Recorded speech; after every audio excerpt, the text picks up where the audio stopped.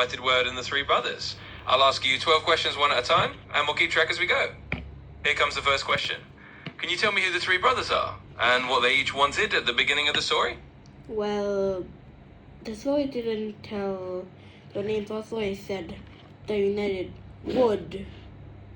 Not words. I said wood. So yeah. And also they like quarreled each other. I think that's how you pronounce it. So yeah.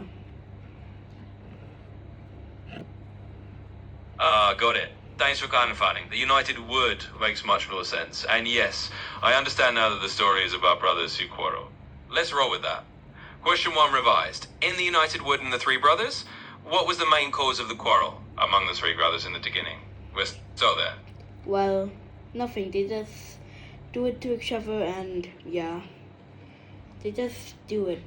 I guess it just normal behavior, I would say.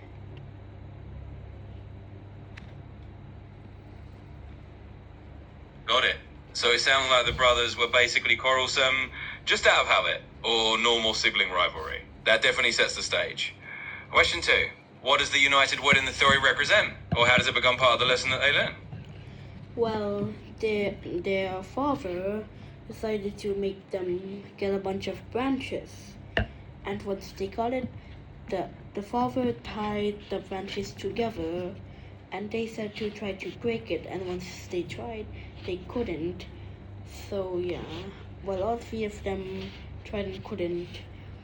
So the father just untied them and make them try to break the six again, and they did, because it's only just one. And the father said about like, you're like ranch together strong, only 1 week. So yeah, something like that.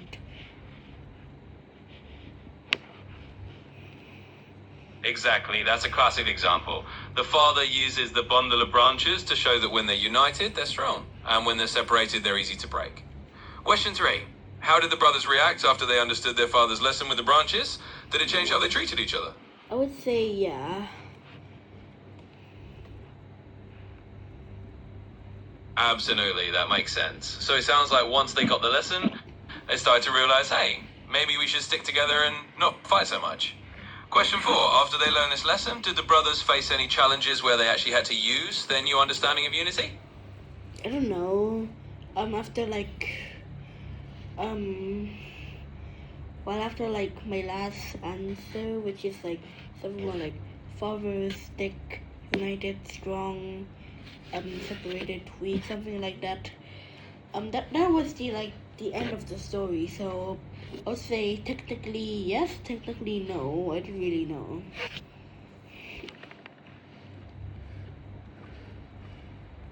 Gotcha. So it seems like the story wrapped up right after they learned the lesson, and we just assume they got along better afterward. That's totally fine. Question 5. Why do you think this story about the united wood and the brothers is a good lesson for people? What do you think makes it still relevant today? Well, the moral of the story is like, unity is strength, which I believe is true since there's this one thing or saying is called teamwork makes the dream work. Teamwork makes the dream work. I would say like technically like unity is strength. So yeah, and if you work together, you can basically almost achieve anything. But if you do it alone, then it would be way more harder. So yeah.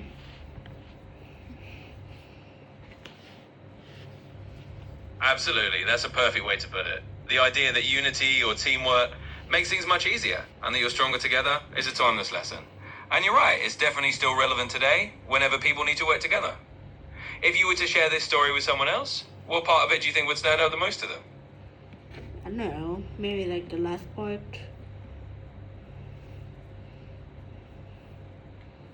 Yeah, that makes a lot of sense. The last part where the father shows them how the bundle of branches is strung together is probably the most memorable. It really drives the point home in a simple way. All right, let's keep going. Question 7. Do you think there's any situation in your own life where you've seen that kind of unity or teamwork make a difference? If so, how? Well, because I'm like young, like maybe like 11 or something. Well, I do have like school, and I'm basically like very, very dumb. So I usually like rely on like people more since I do not I am very like I cannot do like most lessons on my own. Some lessons I can, such as English and science, and yeah.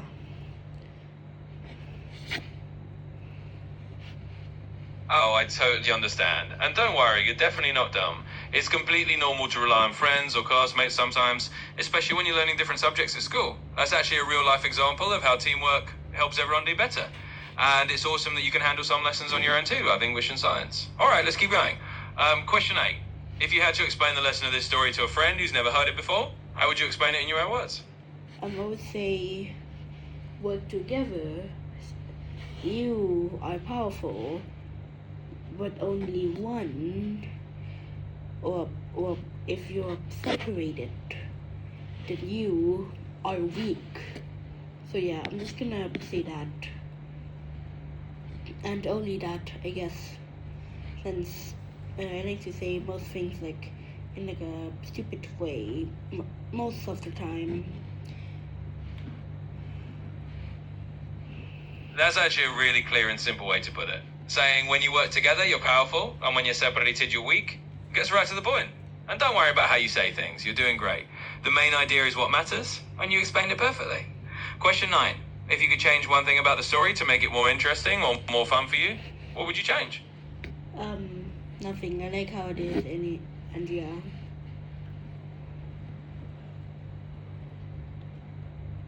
That's totally fair. Sometimes a story just works really well the way it is, and it sounds like this one really clicks for you just the way it's told. Question 10. Do you think this lesson about unity is something that only applies to families? Or can it apply to friends and classmates too? I would say it can apply to like anyone, as long as it's like more than one person. So yeah. Absolutely, that's a great point. It really is a lesson that can apply to any group of people, friends, classmates, or even a team. As long as there's more than one person involved, working together makes a big difference. Question 11. If you could tell someone why this story is worth reading or hearing, what would you tell them is the best part about it? I don't really know. So I would say like maybe like the last part. So yeah.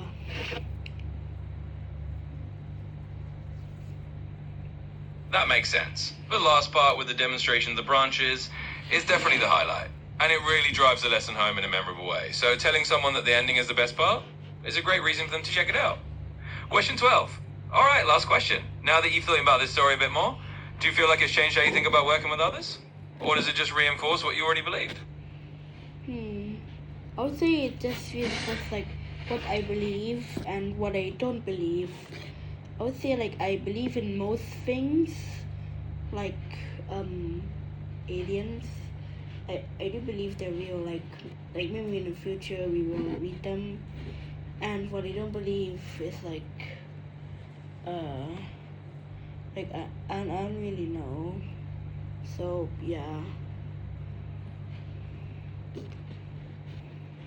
That's totally fine. It sounds like this story just fits in with things you already kind of felt were true. And that's great. It's always nice when a story lines up with what we believe, whether it's about teamwork or even fun things like the possibility of aliens. So yeah, you've done an awesome job thinking through all these questions. If you ever want to chat more or dive into another story, just let me know.